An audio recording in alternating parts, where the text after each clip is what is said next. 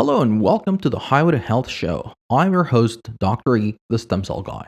In this episode, I am joined by Angelo Poli. Angelo is a transformation specialist and founder of MetPro, the advanced methodology that analyzes your own personal, specific response to diet and activity and adjusts based on whatever your personal needs and goals are. Stick around and learn the steps to this process with a lot of actionable advice and a really cool gift that Angelo offered all of our listeners. Before we go on to today's interview, let me remind you that this show is a labor of love which I do in my spare time.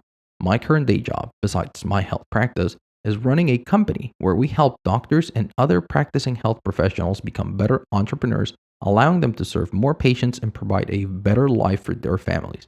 If you're a health professional or you know of an amazing doctor, dentist, chiro, or any other practicing doctor who deserves to be doing better in business, check out pgformula.com. This episode is sponsored and produced by podcastinthebox.co. I remember when I first launched my podcast, I had been thinking about doing it for years. I had read 2 books on the subject and signed up for an online course, and I still did not launch that podcast.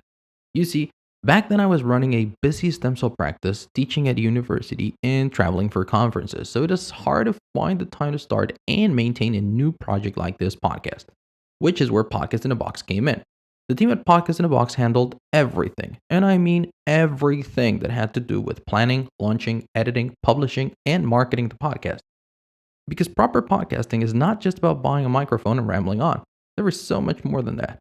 If you're a busy doctor, lawyer, accountant, business owner, or really anyone looking to build a personal brand to instill trust in your clients so they will want to buy your products or services, but you don't have the time or desire to learn the technical side of podcasting, Podcast in a Box might be right for you.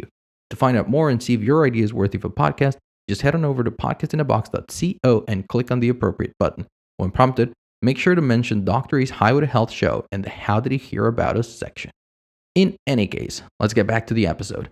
In it, you will learn why Angelo is the expert that Olympic athletes, NFL players, professional bodybuilders, movie stars, and other super high-profile people turn to when they need to up their game and improve their physique and performance. Despite his incredible background and expertise, Angelo is a very down-to-earth guy, and we had a really fun and light conversation. No technical jargon here. Just clear, concise recommendations you can start applying right now. In fact, I have already been applying some of his recommendations as we recorded this interview. So, without further ado, let's get to it. Here's my conversation with Angelo Poli. And remember, you are on the highway to health, and I'm your guide to get you there. Are you ready to live ageless? Want to discover alternative health choices, cutting-edge nutrition, and fitness for the entire family? Welcome to Highway to Health Show with your host, Dr. E, the Stem Cell Guy, where Dr. E helps you live ageless. And now, here's your host, Dr. E.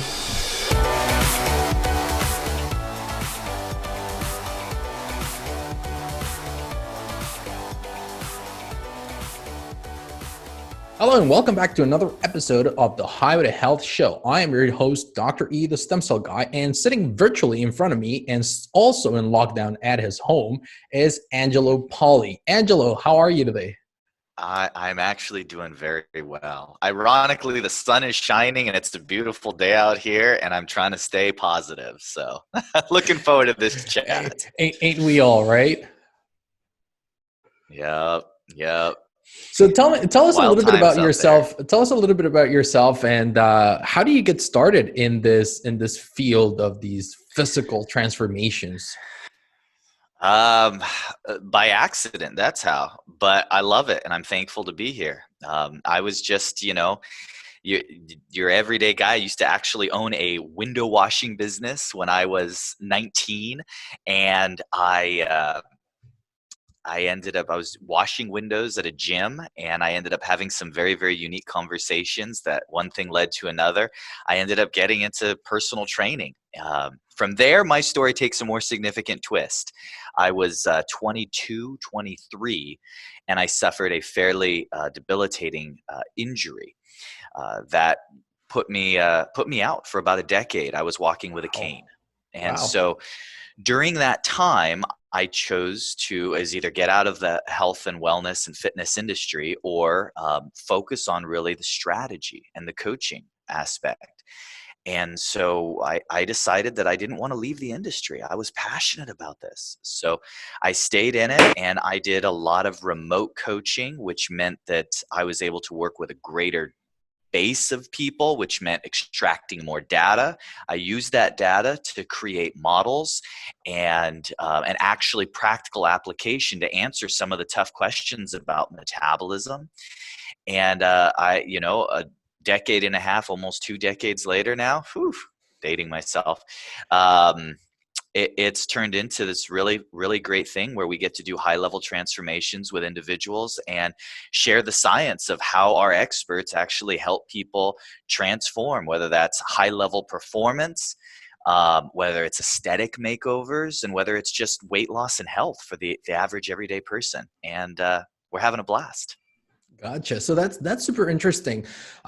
Why do you think, before we get into like the specifics of the transformations, why do you think that as a society we are struggling so much with our bodies and with our health overall? Because transformation, especially what you're currently doing, is not just for aesthetics. Of course, the aesthetics improve, but really most people need it for metabolic and survival reasons. So why do you think we're struggling so much in that regard? Well, we could have 10 spin-off podcasts just on this one topic. We could even bring into societal aspects and culture and psychological, but the area that I am hoping to impact the most is the educational aspect, and that is simply understanding the science behind. And so, for example, we do nutrition and fitness, but you'll find that as we talk today, and when I talk with anyone, I'm almost always focused on the nutritional aspect. Is it because nutrition is more important than the exercise? No, they're both important. It's that there's more mystery around how the nutritional sciences work, and specifically the area of metabolism. That's where there's so much confusion out there. And you could go to 10 different doctors. You're a doctor, so hopefully you'll agree with me on this, but you go to 10 different doctors and say, hey doc, how do I lose weight? And eat less and exercise more. Isn't that the answer? You're going to get 10 different answers. That's the thing, is there is no industry standard right now. And so basically at MetPro, which is short for metabolic profiling, the question we seek to answer is what is the right nutritional strategy for you today? And it's different for everyone, because understanding what's healthy and unhealthy is a little bit clearer. Understanding what is going to trigger a fat loss response for you is a moving target. Looking at someone else and saying, well, my neighbor is doing XYZ and having results, I liken it to taking a Polaroid picture of someone dancing to learn how to do, the rumba or the salsa. You can't do it. It's a snapshot. We need to actually in real time assess how your body is responding and then build a strategic, applicable strategy around that. So education would be my answer, because what I have found is that the greatest human motivator is results. And there's this overwhelming, maybe I'm overstepping here, but here's this overwhelming kind of philosophy in the fitness industry anyway, that when somebody isn't at their peak or at living up to their potential, maybe it's because they're not willing to put in the hard work, or they're just not willing to do what it takes. And don't get me wrong, that there is some of that floating around out there. But as an expert who's dieted now almost 20,000 people over my career, I can tell you that by and large, that is not the overwhelming accurate truth. By and large, people are willing to go the extra mile. They're willing to put in the effort, but they require results in exchange. So when they do something, when they try something, when they are met with results, then they're all in. They're willing to keep going. It's when they haphazardly throw together a strategy that is not yielding results, of course we're going to fade out. And so therein lies kind of the area I live.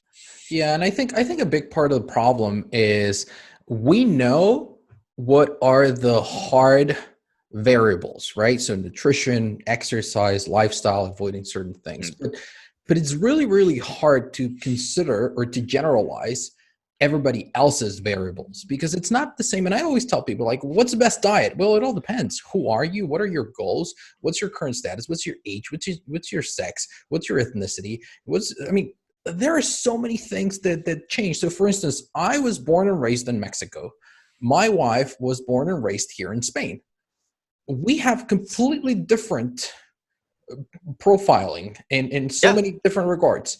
Yeah. And I've been learning how to listen to my body. And she grew up here in Valencia, where they eat rice, paella, like, it's the national food here. And I grew up eating corn tortillas because that's what we eat in Mexico, right? But if I eat rice, it doesn't serve me very well. I crash, and those carbs just don't suit me. But when she tried to do a super low carb diet, and we actually did a carnivore diet a couple of months ago, I couldn't have felt better. But she didn't last 5 days on it, and she's the biggest willpower person I've met. And it just gives that idea of, it's not the diet and it's not the person. It's just that we're not considering all these different variables. You're absolutely speaking my language. No, you hit the nail right on the head, Doc. That is it. Everyone's body is different, so there is no what diet is best. That doesn't exist. So that is tantamount to walking into a mechanic's garage and saying, hey, asking the mechanic, what's better, the screwdriver or the wrench? Because, my neighbor uses a screwdriver and he says it's great.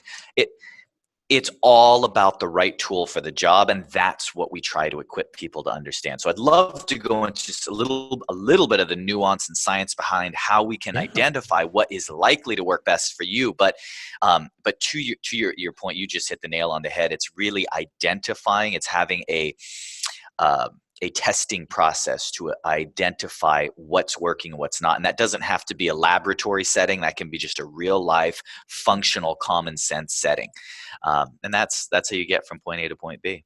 Exactly. Now, in your experience, and somebody who has worked with over 20,000 people in this regard, what would be your, we know the obvious, right? So diet, exercise, whatnot, but what are you finding are consistent roadblocks or challenges for people to actually start getting these results? Is it the conflicting information out there, or is it that there's no lack of certainty in the information that they get? What is it? Well, to the point that you just made, I have seen every diet out there work. And so I get asked this all the time, Mr. Poli, I know who you are. I know who you work with. I know what you do. What's the best diet? What's the best? And here is the answer. I'm going to give it to you. I'm going to give it to you straight. They all work. Yep. I've seen every single approach work. Now, that does not mean that they are all optimized for you or they're going to work for you right now. And I can prove that to you, so you know that I'm not just talking to be talking. I'm always of the mind I want it to be logical, simple, and applicable. So for those of our listeners today, they're thinking, okay, well, I've tried a diet before and I've had mixed results. Have you ever tried the same diet twice? Here's what I can promise you. You did not get the exact same results twice. Your body adapts, it changes. So what we need to do is figure out what is going to work optimally for you now. And that applies whether you're, one of my pro level athletes, one of my NFL players, one of my endurance runners, marathoners who's trying to min-max and just hit the absolute, peak of human performance, and you're messing with your macros and your intake levels. Or if you're someone who I've had the privilege of working with a number of people that have been on like The Biggest Loser and other famous weight loss challenges, and you've lost and gained 100+ pounds multiple times. Regardless of which category you fall into, the important link that I believe is missing is understanding your metabolism and how it's responding. And so your metabolism adapts to your environment. So what I'm looking at is often you'll hear a lot of people who will talk about success they had on this program or that program. What I look for when somebody says, hey, am I there? Am I in maintenance mode now? Am I ready to be able to maintain this the rest of my life? I'm looking for two things. One, what you have to be doing is sustainable. And then within that sustainability, you may have people who argue, well, eating only the back half of the day or eating only one macronutrient is sustainable for me. I would rather you get to the point where you can actually eat normal and maybe even splurge every once in a while and not undo all your hard work. And the only way to get there is to recondition your metabolism. And I'll give you now actual application of that. So if I have somebody that myself or my experts are working with who says, look, I want to weigh male, female, that doesn't matter. We're just picking round numbers. I want to weigh 200 pounds. So we have 35, 40 pounds to lose, whatever the case is. I'm going to diet you down to 195, not 200. Because when you hit 200, that's not your weight yet. You don't own that. That's just a circumstance for the day. Likely, you're going to have implemented various models of restricting certain either macronutrients or calories or manipulating your metabolism in various ways to get there. And at that point, your metabolic rate is actually going to be on the slower side as it's trying to keep up.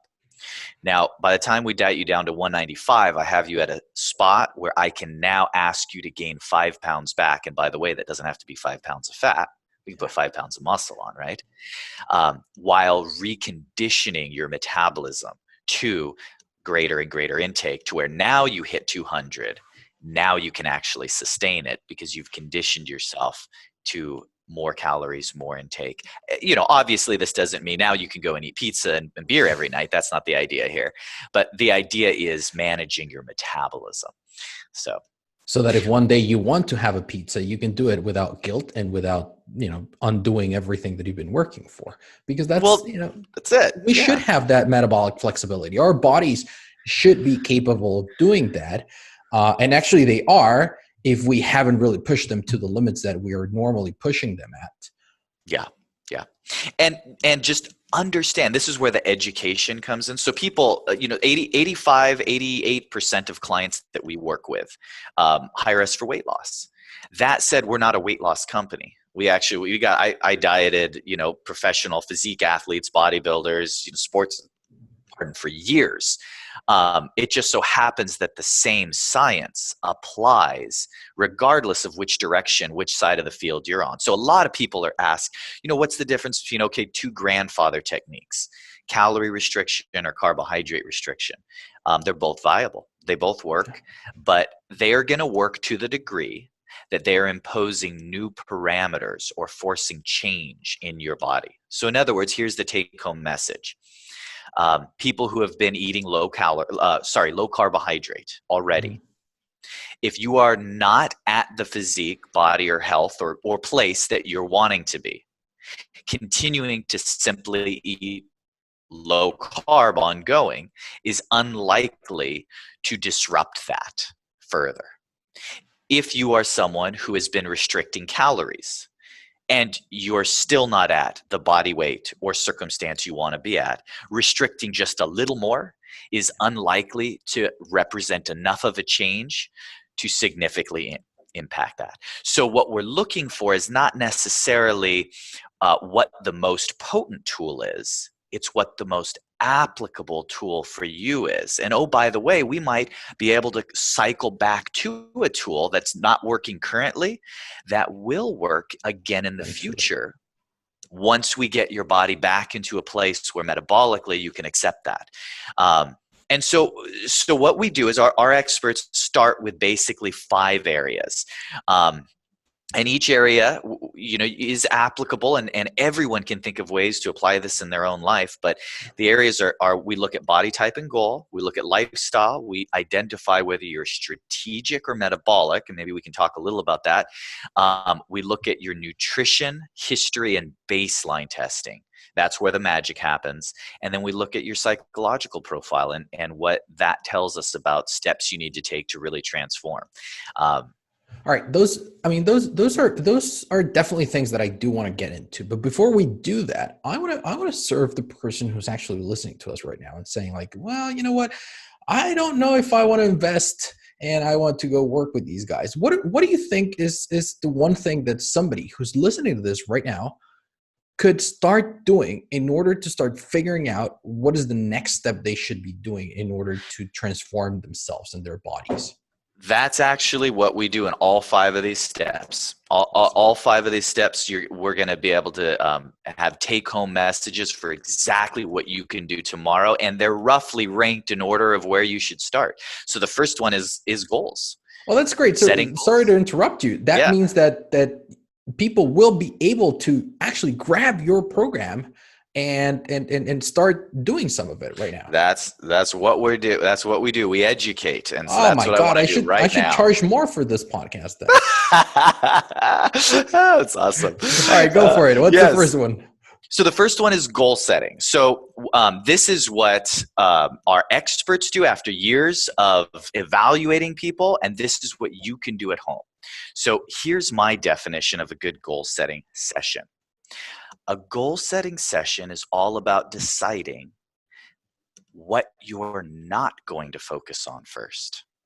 Okay. That's what goal setting actually needs to be about. Because here's what's usually, and if you're sitting at home listening to this saying, yes, I've been trying to get in a little better shape for a while now, and I'm doing quote unquote all the right things, I'm active, I'm eating clean, et cetera, but I'm still not seeing the dial really move in whatever area you're trying to.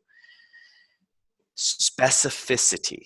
So in order to ensure that your physiology changes, your body adapts, there has to be enough emphasis in one area to really move the dial. So in other words, I'm going to assume that if I were to ask someone, what are your goals? What I'm going to hear is, well, I want to have more energy. I want to be healthier. I want to be a better performance in the gym. I want to lean out. I want to lose a few pounds. And if that describes you, that great, because that describes almost everyone, right? Yeah. That describes everyone. So now of those, what I'm going to boil it down to is, here's what we can do. We can do 1 or 2 things really well. Now, that doesn't mean we ignore all the rest. It means that we put enough of our limited resources, and our limited resources are time and energy, into 1 or 2 of those objectives in order to really move the dial and make progress. Then we check it off, and then we move those objectives into our maintenance, and we move on to our next and our next and our next. And so I have this conversation a lot because people say, well, I really want to PR this particular area of performance in my personal athletics. And I also want to be 30 pounds lighter. And I say, that's great. We're going to do both. Which do you want to do first? Because if you hire me to help you do both of those, I'm going to give you a program that's going to look exceptionally different today. If you say, look, my first goal is I need to drop 30 pounds. That's it. Just take 30 pounds off of me. That meal plan, that training strategy is going to look completely different than if you say to me, my performance is really my number one, and I want to focus on that first. And, there's going to be 3 months that I'm going to have an off season, and I'd like to really focus on hitting my ideal goal weight during those 3 months down the road. But right now I want performance to be the goal. So we need to really identify what your goal is. Now, here's the action step for the listeners that you asked for. I promise I won't forget about this. This is what I live for. Here's what I want you to do at home. Write down, if you're already a fitness or health enthusiast, write down a few days of your food logging. Just jot it down. No, you don't get into explicit details. Just, here's what I had for breakfast, lunch, dinner. Write down what you did for your exercise. Do it for about a week. And then next time you are talking with one of your friends, pick any friend that's reasonable and intelligent, show it to them, and then ask them this question. Here's what I'm eating. Here's what I'm doing for my exercise. Can you tell what I'm trying to accomplish? Just ask them. Because it doesn't have to be a fitness specialist. Because if your goal is to improve your marathon time, or if your goal is to lose 60 pounds, even a non-health, non-doctor, non-fitness expert is going to be able to look at what you're eating and how you're exercising, and there should be enough of a theme to be able to say, well, yeah, you're trying to lose some weight, or yeah, you're trying to do this, or yeah, you're trying to improve that. And if they can't, your strategy, your goals may have a little bit of identity crisis, and you may be doing a bunch of great things, but you could open up your cupboard and take all the organic, healthy ingredients and dump them into, a big colander, right? And it's not Yeah. going to make the cake you want, right? It's just Mm. not going to happen. So maybe you can go back to those goal setting and choose with a little bit more specificity. Exactly. I think that a lot of the time people will get the one tactic that somebody else is doing and try that, and then they hear the other tactic that somebody else is doing, and then they hear the other tactic that somebody else is doing, and one day they do Zumba, and the other day they do CrossFit, and the other day they do this, and then they wonder why they don't get anybody's results. It's like, well, because you're not doing any of them. You're trying to do a little bit of all of them instead of really focusing on one or the other. And you're absolutely right. Before we move on to the next step, I do want to say that what you shared earlier, and it's something that I spoke to Dr. Glenn Livingston about, several months ago here in the podcast, is that every single diet works because there's one thing that every single diet has, and it's a group of people who claim it's the only diet that worked for them. There's not a single diet that goes out. There's not a single diet book out there that says, well, nobody has had success with this, but it sounds really amazing, and I'm sure it's sustainable. Right? Yes, absolutely. And so either these people are lying or there is no single perfect diet. And that's something that I've said here more than once. And it's something that I do want to continue emphasizing because I've done veganism, I've done low carb, I've done keto, I've done bulletproof, I've done paleo, I've done carnivore, and they all serve different purposes, and they've all served me in different levels during different periods of my life. And I think that most people who have experienced them can get the same thing from them. So, all right, we've got number one, to set some goals and to be very clear about what you don't want. Is lack of specificity. You don't want it to be here. I'm gonna go after 8 goals at one time. You're gonna accomplish none of them. Some people are genetically blessed, right? And they can do a little bit of everything. They can sample, and they just basically do no wrong. But for the vast majority of us, self included, I have to have a very sharp strategy, and then I absolutely see progress. Exactly. The second area is lifestyle. And I'll boil this down to just a few simple actionables. So, we can relate it to the current crisis that's going on. We day in and day out help people to understand that results, when somebody says define what it means to have a routine that will allow me to be successful ongoing. And here is my personal definition of that, is a routine that can persist through crisis. So what's unique about the crisis we have now, and obviously there are people who have been significantly impacted by what's going around now, and our hearts absolutely break for them. But as a general guideline, the difference now is we are experiencing, as really a global community, a shared crisis. But crisis is not something new to individuals. We have health issues. We lose loved ones. We have turmoil in our personal lives, in our relationships, so we have all undergone personal and individual crises. What we're dealing with now is a shared crisis. Finding ways to, every time a crisis pops up in our life, no matter what it is, a health circumstance for you, a job scenario for you, a career thing, a family thing, when things pop up, what happens is, and let's be honest, your personal health and fitness routine doesn't get to stay in first place, your number one priority in life. It just, there's lots of people that, pie in the sky, they say, oh, your health, you have to put yourself first, and, rose-colored glasses. Well, this is the business I'm in, and I'm just saying that's not the reality. Sometimes you have to just survive. But it doesn't mean that it drops from first place to 50th place. And that's the human nature element to it. It's okay, I don't have time to deal with that right now. I have to focus on this. So instead of it dropping down a level or two, it drops off the map. And that you can't let happen. Because whatever crisis you're dealing with, it's going to exacerbate it if now you're also dealing with not taking care of your physical well-being at the same time.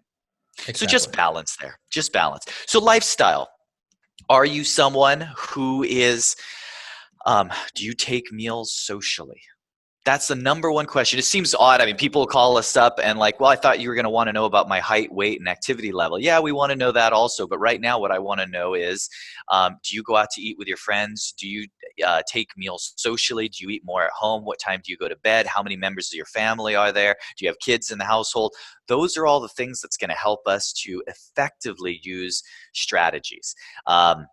Here's a strategy that I love. A lot of people who've listened to any of my education know that I like using snacks, but it's not for the reason you'd think.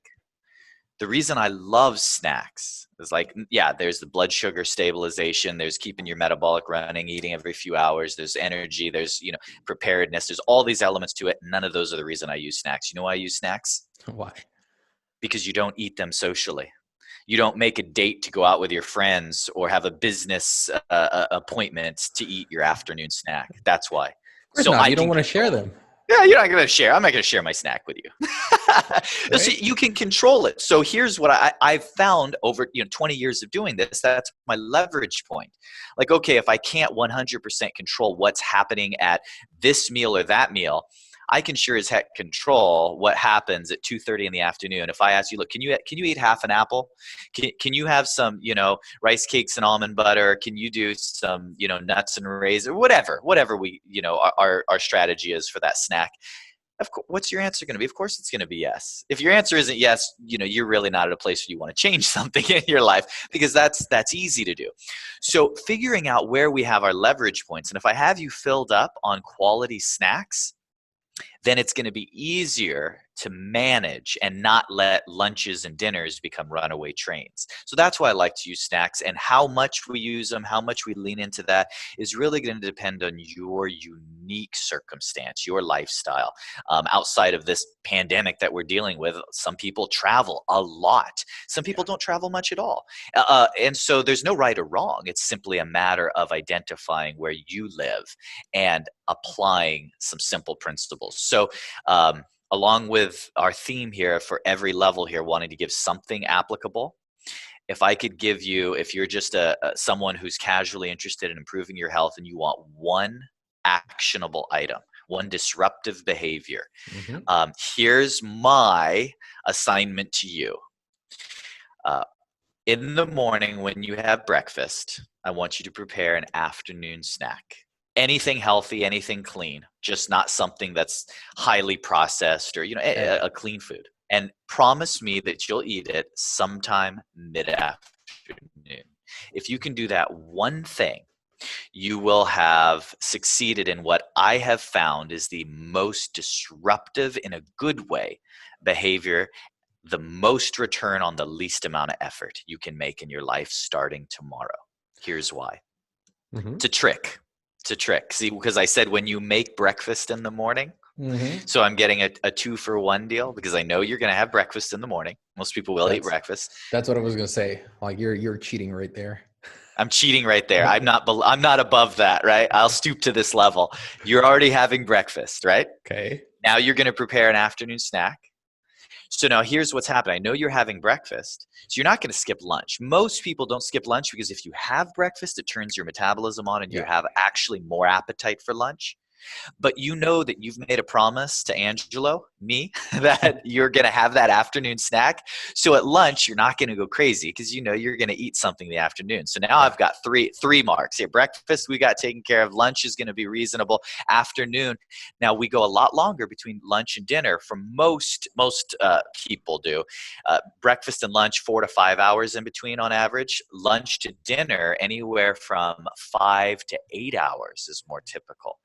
So now we're satisfying some of that low blood sugar response that may be happening subtly in the background, where you not even enough to realize it, but at dinner you just notice you may not have as much willpower as during other meals. Yeah. If that describes you, it could be subtly that there's a blood sugar component that's going to be largely mitigated by a healthy afternoon snack, which means you're not as ravenous going into dinner, which means now nighttime snacking, which is where a lot of people have issues, will be easier to manage. And so see, what we're doing is we're doing one small thing, one tiny little step that's going to take you 90 seconds in the morning. That's going to have a disruptive cascade of positive effects on your day. So from the lifestyle aspect, if you can do just one thing for me tomorrow, I want you to start preparing an afternoon snack. And now this is the part in the interview where I take advantage of the expert that I have in front of me and use this as free consulting. What would be one or two examples of a healthy, clean snack? So I love to pair fruit with nuts. And it doesn't have to be that, right? There can be lots of things. But I'll tell you, I'll give you a little deeper dive. And now we're kind of getting back into some of the coaching techniques and our experts. We track data on people. And what that enables us to do is identify surprising truths and takeaways. And so here's a surprising takeaway. We need to rank very highly portability and something that's low perishable in several circumstances. Now, with the current situation we find ourselves in, maybe that isn't as relevant because most of us are in our homes right now. But this pandemic is not going to last forever. We are going to be, traveling again and back in our daily lives and routine. And so typically what stops someone from having a snack is accessibility, and items that are not portable and items that are highly perishable may be healthy, but they may not be the best choice. So there are fruits that are going to last a little bit longer than others. Things like raisins and nuts, things like rice cakes and almond butter or peanut butter, things like jerky, turkey jerky. These are just highly accessible and lower perishability items that travel well.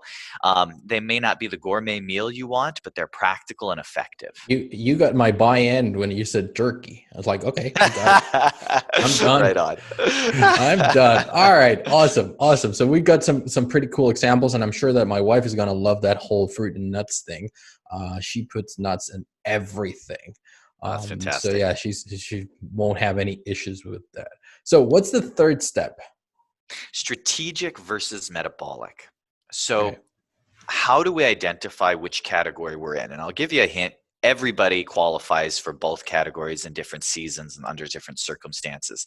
But at MetPro, what we categorize strategic versus metabolic is whether somebody is basically lacking the direction and winning strategy in their day-to-day routine to see results, or whether it's a metabolic challenge where they actually have to change how their metabolism is working. And so here's how you know the difference.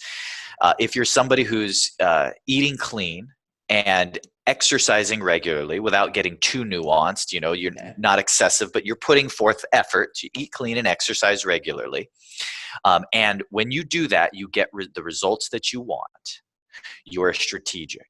And oh, by the way, that represents probably 70% of the population day one is simply eating clean, exercising regular. You're going to start to see results. The problem is that we are all crucially busy and tied up and distracted, and finding a way to adopt a routine of consistent clean eating and regular exercise is very difficult.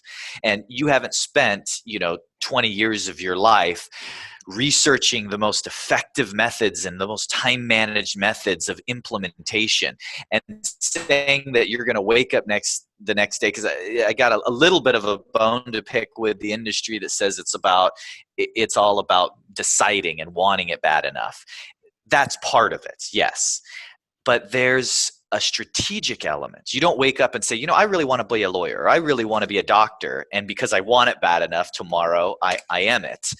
You're not going to wake up tomorrow and say, I want to be healthy and fit, and tomorrow wake up with all the knowledge, skill set, and tools that's going to enable you to most effectively get there. That's going to take time and effort and research. And by the way, not as much time and effort and research as it does to become a doctor or a lawyer, but it does take stepping out of the norm. And so those strategy and lifestyle techniques are critical. And so that's what we define where somebody falls under the strategic category. And that is, how do we help people will say to me, Angelo, I know what I should be eating. I know what I should be doing for exercise. And I say to them, I know you do. Here's what my job is. My job is to help you execute those strategies quicker. It's all about speed, because if it takes 3 hours out of your day to execute on that strategy, that's not sustainable. So here's how we do those things quickly and efficiently. I mean, I work with people in the entertainment industry, and the movie stars and that whole scene, and they are just go, go, go. I work with individuals who run large corporations and companies, and they have every minute of their day already scheduled for them and booked out weeks, sometimes months in advance. Time management is critical.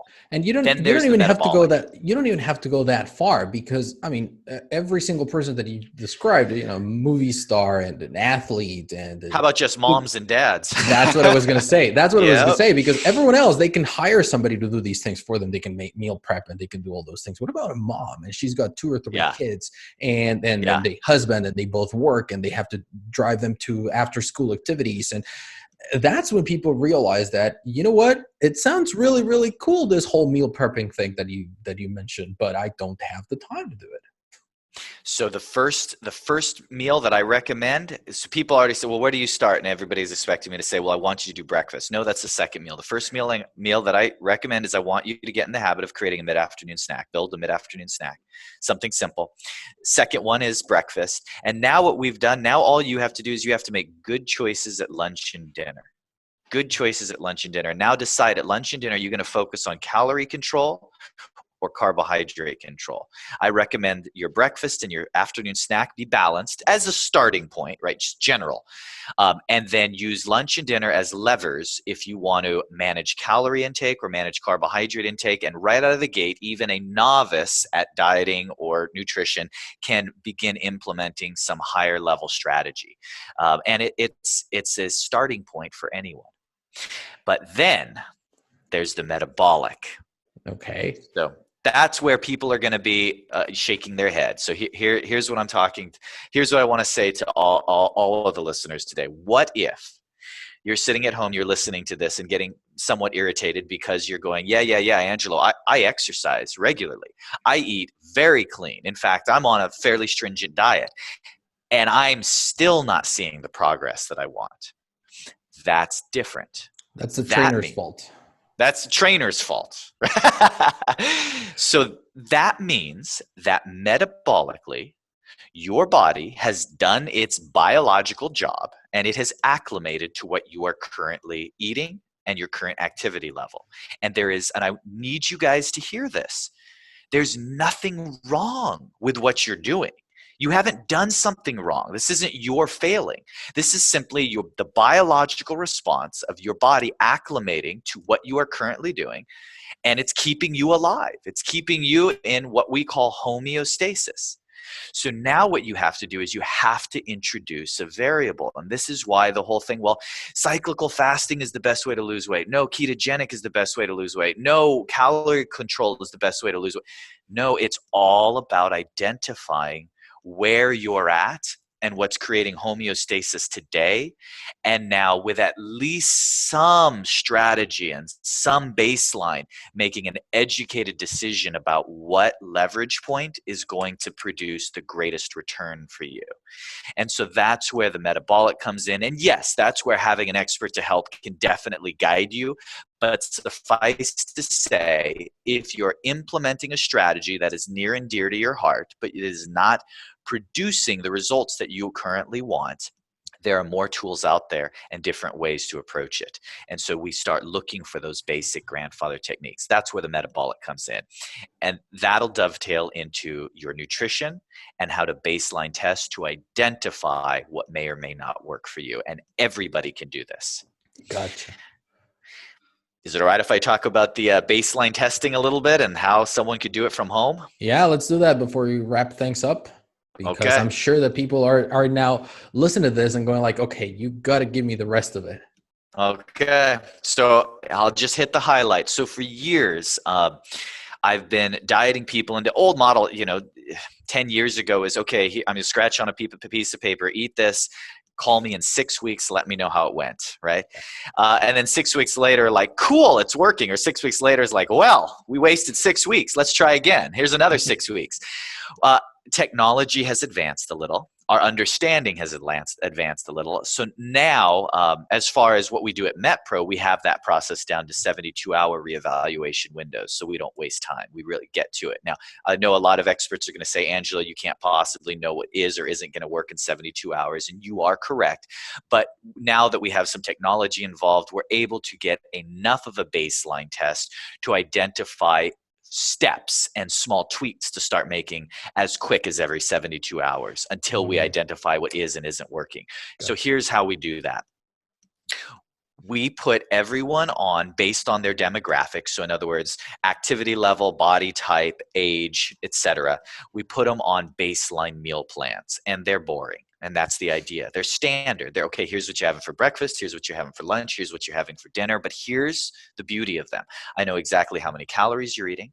I know exactly what the macronutrient breakdown is. I know the timing, the glycemic load, every facet of what you have ingested for that day. And I know how 10,000 other people eating that exact meal plan have responded with you in your circumstance. And so now, a few days later, I can say to you, here's how your body has responded. You followed this template meal plan. The last 10,000 people who followed it had this average response. They lost 0.46 pounds in 72 hours, or whatever the case is, right? Yeah. Here's how you responded, and here's what that means. It means that I'm going to now have news for you. And I can't control whether it's good news. I can't control whether it's bad news. My job is to give you accurate news. And based on that news, strategy based on what we've learned about you. So it may be coming back and saying, Dr. E, guess what? You have a fast metabolism, or you have an average metabolism, or here's what the data shows me. Based on what I'm seeing, your metabolism is very slow. And that's not a death sentence. We can fix it. But knowing that, here's the changes to our strategy we're going to make. And so that's what baseline testing is. So yeah, at MetPro, yes, we use a very technical baseline testing protocol. It's evaluated, but with an expert. But it doesn't have to be technical. You can simply say, I'm going to eat a balanced meal plan, breakfast, lunch, dinner, and a healthy snack. And I'm going to do this for 4, 5, 6 days. And I'm going to then see, okay, here's how my body responded. I know how many calories I ate. I know what the macronutrient load and how it was broken down over the day. Here's how my body's responding. And then you can make some decisions. Wow, my body's actually responding to this. And if you're starting to lose weight, don't say, well, if a little is good, a lot is better. That doesn't work. Change nothing if it's working. Even if it's working slow, change nothing, because your body's going to acclimate to it soon enough. So you want to keep that ace in the hole, whether it's calorie manipulation or carbohydrate manipulation. You can always play that card later when you need to, but it comes back down to tracking data and analytics. And then when you have a day that's not perfect, you're not surprised if your numbers are showing you something a little different, right? Exactly. And now that you mentioned that about the two variables that you can work with, that's also interesting. And I don't know if this is the case, but once you start manipulating either calories and or carbohydrates, then you can go back and forth, right? You manipulate one and you start getting results. And then when you stop getting results, you manipulate the other one and you go back and forth. You don't just keep decreasing calories and suddenly you're eating 500 calories for a day, right? Now you're uncovering my secrets. That's how it's done. And I'm not the guy that invented this. So the physique industry, the bodybuilding world, they have been using this strategy for years. What they call it, the carb cycling or the carb loading and so on, right? The problem is that it's been presented to people in such a foreign way. It's such an extreme way that it's not palatable or applicable for the average person. Not even me. And I'm obviously a fitness enthusiast, but I'm not interested in the regiment of a professional bodybuilder.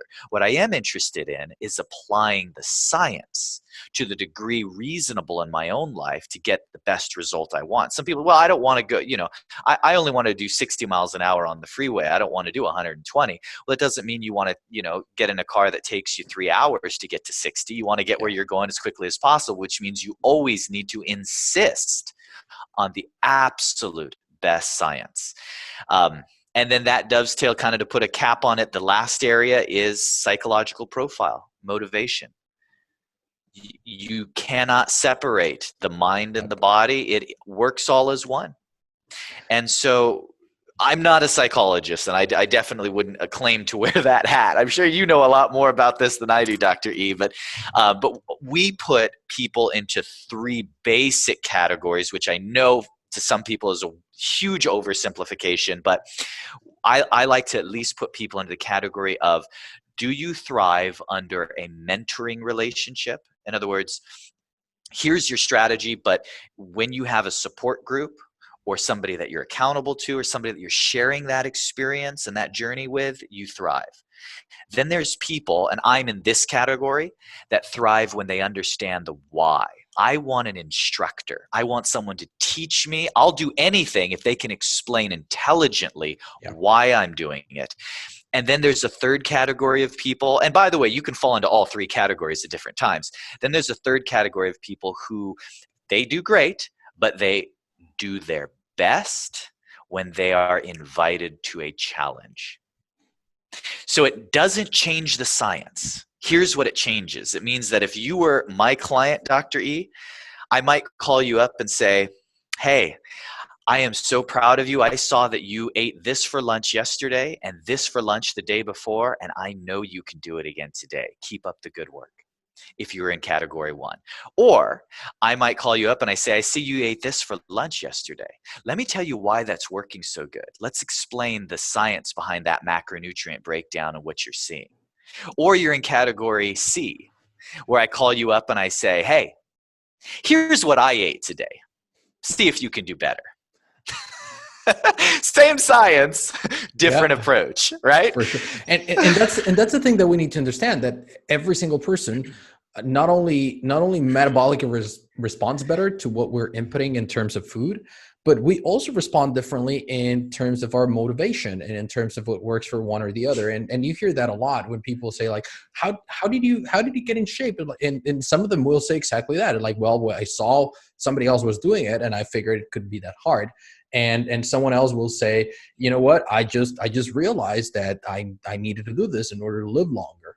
And it's just as valid. It doesn't necessarily mean that you have to do it this way. It just means whatever it takes for you to actually apply these things and sustain them.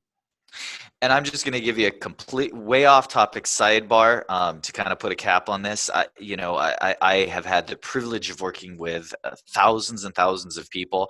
Believe it or not, the most memorable aren't the pro athletes or the celebrities. The most memorable are the grandparents and the just everyday folks who have regained their health and their life because of being able to apply basic principles. And those are the people that years later I still have contact with. They're still my friends. They're still family to me. And that's what it's all about. That's why we're here.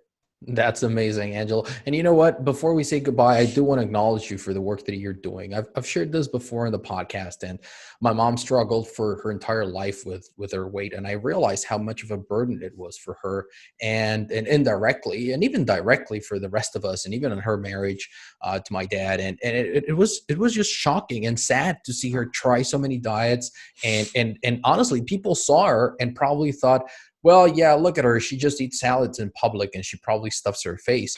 And in reality, that wasn't really not the case. Happening. And that was painful to watch, and that was painful to see, and not having the tools to help her really disempowered her and affected her for so many years. So the fact that you're doing this and you're dedicating your life to educating people and empowering them and giving them the tools to take control of their life is incredibly valuable, and it means a lot to me.